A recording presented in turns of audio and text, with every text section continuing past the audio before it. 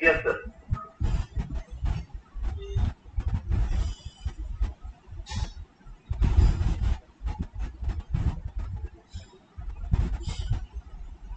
Hello students, welcome you all to the part 2 of YouTube live class on the strategy of success for OAS exam.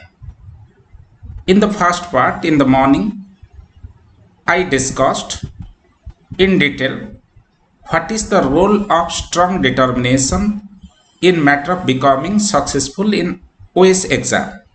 Right now, I am discussing how to adopt the right strategy so that you would become successful in OAS exam. Before starting your preparation for OAS exam, from today, you keep on thinking that the rest of my life will become the best of my life. Every day in the morning, while you get up from the bed, you recite this mantra, that is, the rest of my life will become the best of my life. Then come to the strategy for OAS exam, which will produce success for you. You see, there are 3 stages of OAS exam like prelim, written and viva voce or interview. Generally, students adopt a highly compartmentalized approach in matter of preparation. First, they study from prelims point of view. Once they crack prelim, then they study from written point of view. Once they get the call letter for interview, then they start preparing for viva voce or interview. This approach is called compartmentalized approach. This approach is a highly suicidal approach. This approach will never ever produce success for the student. Rather, you have to adopt just its opposite approach, which is called integrated approach. What is integrated approach? Integrated approach means you have to study simultaneously for prelim, for written as well as for viva voce. I am citing an example from history of modern India just to explain what is integrated approach and how you have to study for the exam by adopting that approach. Suppose you are studying the history of modern India. In history of modern India, there are different chapters, different units. One chapter is Gandhian era. One chapter is Gandhian era. And I am telling you the fact, before starting your preparation for OAS exam, you have to collect previous year's questions for prelim exam, for written exam as well as for interview. Put the questions on your study table. Then you start your preparation. Suppose you are studying the history of modern India. Generally what students do, they keep on studying from beginning of the book till the end of the book. While the book is complete, they feel extremely happy and delighted. Yes, one book is complete, but this is useless. You need not require to complete the book. Just study 5-6 pages of the book related to Gandhian era, the chapter.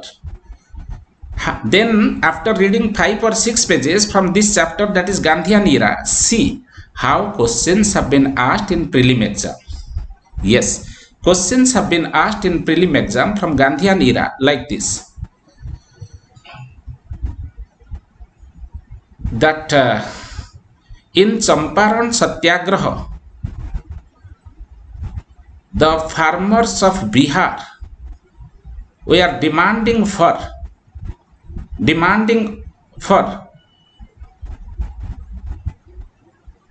the cancellation of 1, 2, 3, 4 ABCD. Choice number A. Choice A, that is, you know, if Tin Kathia system, they were fighting against the Tin Kathia system. If you have read the book properly, you would be able to answer. Suppose you could not answer, then you can restart your preparation. Again, you can read 4, 5, 6 pages that you have covered. It's not a very difficult task. After reading 6 pages, if you are not able to answer the question, you reread the 6 pages again. Or if after reading 6 pages you are able to answer the questions asked in prelim, that means you are in the right track of preparation. Okay, then stop there, don't proceed. Right now see how questions have been asked from this Gandhian era, topic like Gandhian era in written exam. In written exam, question has been asked, how did M.K. Gandhi emerge as a national leader? So while this question has already been asked in OAS exam earlier, for the purpose of answering this question, you have to deconstruct the question. You have to divide the question into 3 parts. What are the 3 parts? First is, what is a leader? Second, who is a national leader? Third, how did Gandhi become a national leader? Generally, for answering the question, student keep on writing from beginning till end, where Gandhiji was born, where he was studying, and how he was practicing law in Darwan. No need of writing all these things. First, you have to write point number 1, who is a leader?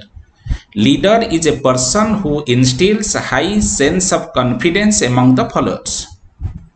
Then who is a national leader? National leader is a person who instills high sense of confidence among the followers of different cross sections of his society. And how did Gandhi become so? So come to second part. In second part, that is how did Gandhi, or who is a national leader, and how Gandhiji instilled high sense of confidence among followers of different cross section. For that purpose, you have to write, Gandhiji in Champaran Satyagraha instilled confidence among the farmers. Gandhiji in Ahmedabad mill strike case instilled confidence among the industrial workers. In Champaran Satyagraha, Gandhiji was given support by the moderate congressmen. In Ahmedabad mill strike, Gandhiji was given support by extremist congressmen. In Khilafat movement, Gandhiji was able to instill confidence among the Muslim community of this country. In non-cooperation movement, Gandhiji's leadership was highly accepted and appreciated by the women of this country. In civil disobedience movement, Gandhiji's leadership was accepted by the student communities. So in this way, from all these examples, it is very much evident that Gandhiji emerged as a national leader because Gandhiji's leadership was accepted by agricultural workers. Point number 2, industrial workers. Point number 3, moderate congressmen. Point number 4, extremist congressmen. Point number 5, Muslims. Point number 6, women. Point number 7, others, students. So Gandhiji emerged as a national leader. This is the right way of answering the question. Then come to interview, the third stage, Viva post. How from this topic questions have been asked in interview? In interview, question is asked from this topic, that is Gandhian era. What is Gandhism? How Gandhism is different from Marxism? What is Gandhism? How Gandhism is different from Marxism? That I will discuss later. Okay, Gandhism gives utmost emphasis upon a means. Gandhiji says, for the purpose of reaching at a noble end, first of all, you have to adopt a noble means. For the purpose of reaching at a noble goal end, you have to adopt a noble means. That is Gandhism. What is Marxism? Marxism gives utmost emphasis upon a noble goal. For that purpose, Marx has even given justification to selective use of violence. But in Gandhism, there is no scope of using violence. But in Marxism, there is a scope of using selective violence. This is the difference between Gandhism and Marxism that I will teach in detail later. Just today I am giving you the glimpse for the purpose of making a distinction between Gandhism and Marxism. Okay, so in this way, you see, I told you for the purpose of becoming successful in OAS exam, you need to adopt integrated approach. Whatever chapter you study, whatever book you study, don't read the book from beginning till end. Just study 5-6 pages and see the previous year's questions from these 5-6 pages from prelim exam, in written exam, in interview. Accordingly, we proceed. This is called integrated approach. If you adopt this integrated approach, I am sure and certain you would emerge successful in OAS exam. Nobody can stop you unless and until you decide to stop yourself. Right now, come to the myths and realities of success in OAS exam. What are the myths and what are the realities of success in OAS exam? You see, there are persisting lots of myths related to the success in OAS exam. Today, in this class, I am trying my level best to dispel the myth that is persisting in your mind, and I want to induct the reality into your mind.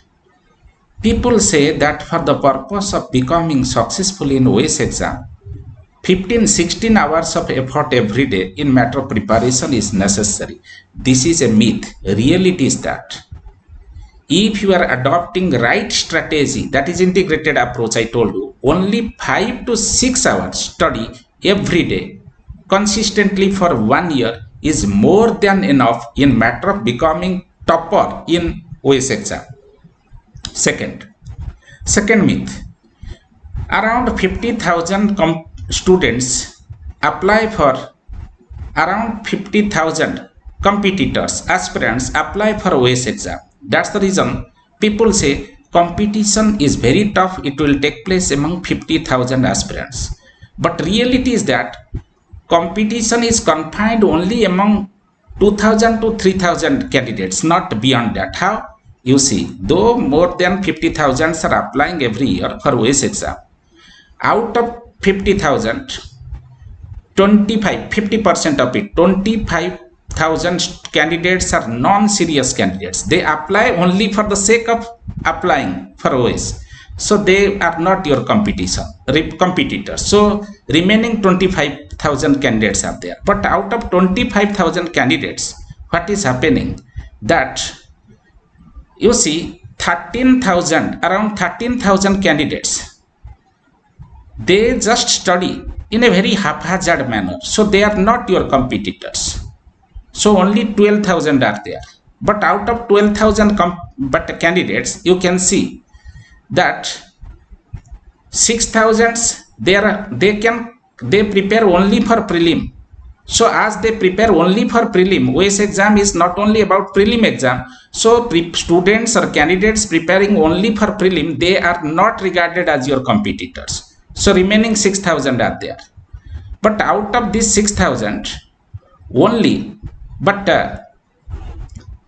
3,000 candidates, they have completed the syllabus keeping in mind the requirement of prelim, written and interview. That means they have adopted the integrated approach. So only 3,000 are the real aspirants, those who are regarded as your competitors. So there is a myth that you have to compete with 50,000 competitors, but reality is that you have to compete only with 3,000 competitors or even less than it. Then the third myth in matter of success in OAS exam is that people say, for the purpose of becoming successful in OAS exam, one need to be super talented. But I am telling you the fact, super talent is not at all a prerequisite for success in OAS exam. Rather, I usually used to say a candidate with strong sense of determination will become successful in OAS examination. Strong sense of determination. I have discussed in the part 1 in the morning the significance of strong determination. Then fourth myth related to OAS exam, success in OAS exam, is that those who become successful in OAS exam, they are the product of good colleges and good universities. This is not the reality. Reality is that candidates who are becoming successful in OAS exam, they are having high extent of self-motivation. Self-motivation is necessary. where students study, that doesn't matter, but whether they are having self motivation or not, that matters a lot in matter of success in OAS exam.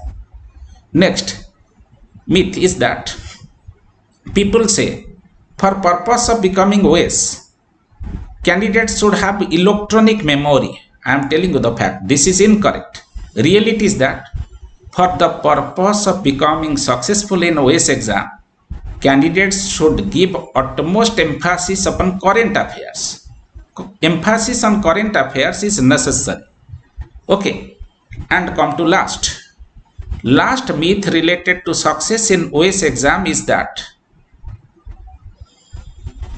the successful candidates are having outstanding academic track record. People say like this, but I am telling you the fact, this is also a blatantly wrong statement. This is a myth, not reality. Reality is that for purpose of becoming successful in OAS exam, a candidate need to adopt rigorous writing practice, because in the morning I discussed, in the first part I discussed, but maximum weightage in OAS exam is given to written exam, because the weightage of interview is very less compared to written exam. So if you are adopting rigorous writing practice throughout your preparation, you are having highest possibility of becoming successful in OAS exam. And I am telling you, OAS exam is the one and only exam in our state, that is Odisha, where you might have observed many toppers of colleges and universities have failed, and many average students of different colleges and universities, they have also become toppers. That's the reason from today onward, you adopt the right strategy, that is integrated approach, adopt consistent effort, adopt strong determination, adopt rigorous writing practice. I am sure and certain you would become successful in OAS exam, because I usually used to say success in OAS exam is not a big mountain that you have to climb up. So have a strong determination, because determination is the foundation of success in any sphere of life, including success in OAS exam. Then come to prerequisite of success in OAS exam. I have already discussed. You should have a high sense of optimism. You should have consistent effort. You should have patience and perseverance. You have to take test practices during prelim exam. You have to adopt rigorous writing practice, keeping in mind the requirement of written exam. Then you have to give emphasis upon current affairs. Then you have to link the paper 2 of your optional with you have to connect the paper 2 of your optional with the current affairs. Apart from that, during the process of preparation, you should evaluate your strength and weakness, and knowing your weakness, what is your weakness, you should try to transform your weakness into your strength. Okay, then come to next requirements or next prerequisite for OAS exam. You see, as the OAS exam preparation takes at least 1 year, because if you want to cover the whole syllabus, it will take 1 year. And if you become successful in first attempt, because the process of preparation takes 1 year, then the exam, 3 stages of exam, that also takes another year. So if a candidate is emerging successful in first attempt, 2 years are required. If candidates are becoming successful in second attempt, 3 years are needed. If third attempt, 4 years are required. So at least 2 years to 4-5 years are required in matter of becoming successful in OAS exam. During this 2, 3 or 4 years of preparation, time and again, many disturbing ideas, distracting thoughts that may come to your mind. Whenever distracting thought or ideas come to your mind, don't feel worried. You just think it's very natural that while a student is preparing for 2 and 3 years, definitely sometimes but you would feel very low, sometimes you would feel very high. So it's very natural. There is nothing to feel worried. And don't think that it's a very challenging task. Success in OAS exam is not a very challenging task. Whenever you feel it's challenging, just you think challenges are meant to be challenged. Challenges are meant to be challenged. and put hard effort, because I usually used to say hard work beats the talent when talent does not work hard. And apart from that, I would tell you, whenever you feel discouraged, disheartened, demotivated, de-energized, just keep on reading some motivational writings of the former President of India, Bharat Ratna, Dr. APJ Abdul Kalam. I am sure and certain, the more and more you read the motivational writings of Dr. Kalam, the more and more energized you feel how to transform your weakness, your negative thought, your demotivating thought into your positive thought. Because you see, Dr. Kalam, a boat boy of Rameswaram, who was working as a boat boy of Rameswaram, he reached ultimately in Rashtrapati Bhavan of this country because of the strong determination he was having, because of the consistent effort he was putting. And compared to his effort, becoming successful in OAS exam is extremely easy task. So just read some motivational writings of Dr. Kalam the moment you don't feel to study or the moment you feel highly demotivated in your preparation. And apart from that, I would suggest you, today I am telling you a story that will also provide you consistent motivation. Today I would suggest you a story. I will tell you a story that will provide you consistent motivation during your whole process of preparation in OAS exam. That story is the story related to the construction of Brooklyn Bridge. You know, Brooklyn Bridge is a wonderful bridge with beautiful construction style in New York City in America. This Brooklyn Bridge connects Manhattan Island with Brooklyn. This bridge was constructed in 1800s. Construction started in 1869 and 1883 the construction was completed. You know how the bridge was constructed? I am telling you, the bridge was constructed by a person. His name is Mr. Roebling. Mr. Roebling was an architect cum engineer of 19th century. In 19th century, technology of constructing bridge was not so much developed the way it is today. At that point of time, Mr. Roebling decided to construct a bridge. He made the plan of the bridge, showed the plan to his contemporaries, those who were architect cum engineers.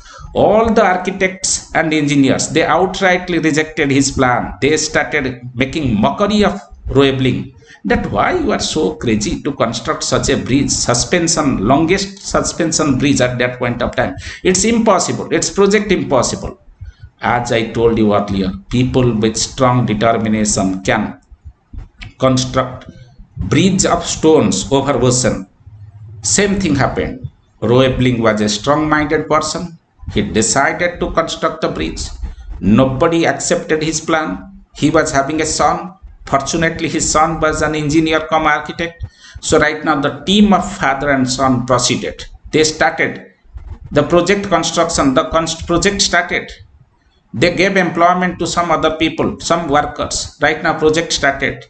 Project started for some years. One day, both father and son, they were on the project site. A storm of higher magnitude took place. Just to have shelter from the storm, father and son came under the bridge, because certain portion of the bridge was constructed by that site by that time. Father and son came under the bridge, took shelter. To their irony, that portion of the bridge collapsed on the son and father. Father died on the spot, and the rough bricks of the broken bridge covered the son. Workers rushed to the spot, uncovered the rough bricks, detected the fact that son was lying. Son means Junior Roebling was lying under the rough bricks of the broken bridge. Right now, son, Junior Roebling, was taken to the hospital.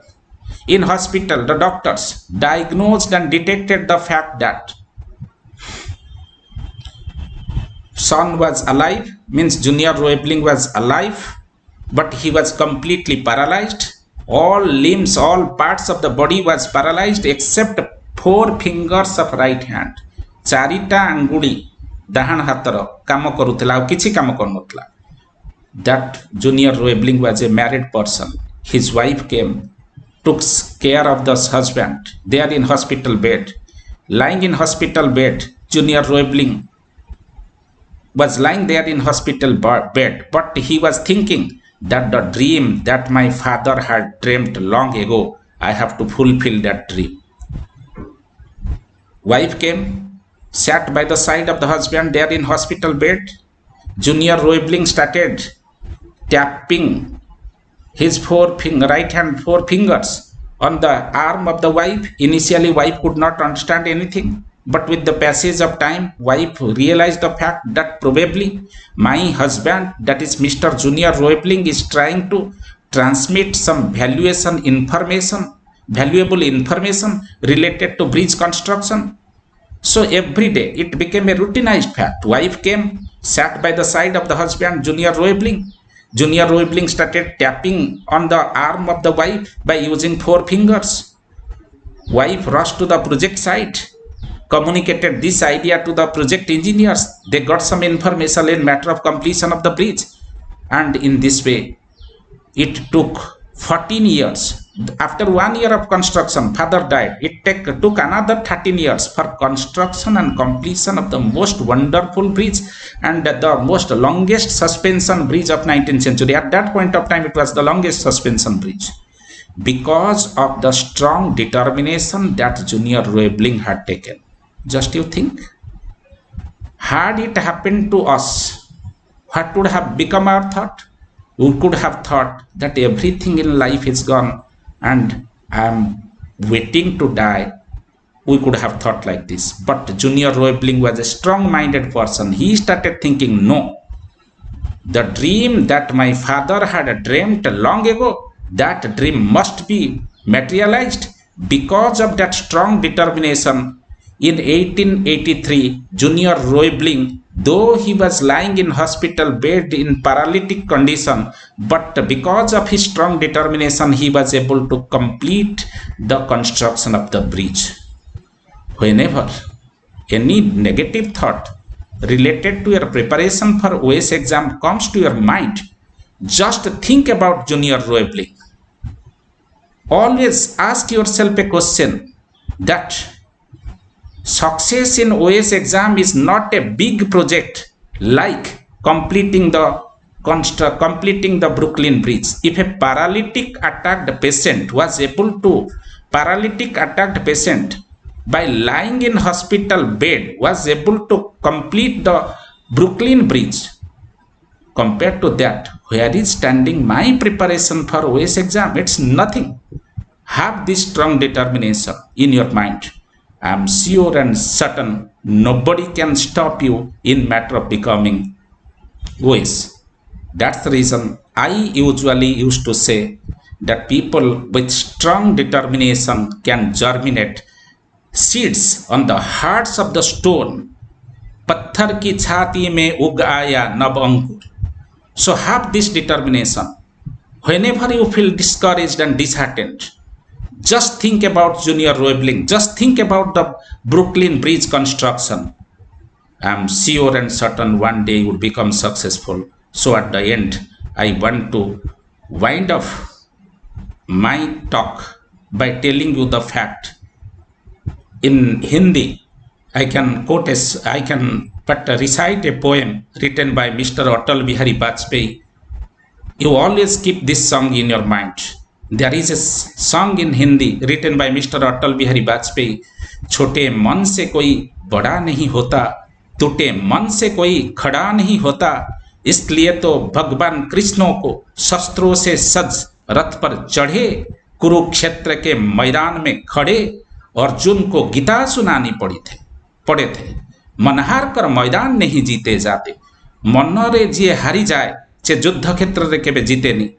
So as you want to become successful in OAS exam, you have to have a strong determination. You have to have a strong mind. Have this determination in your mind.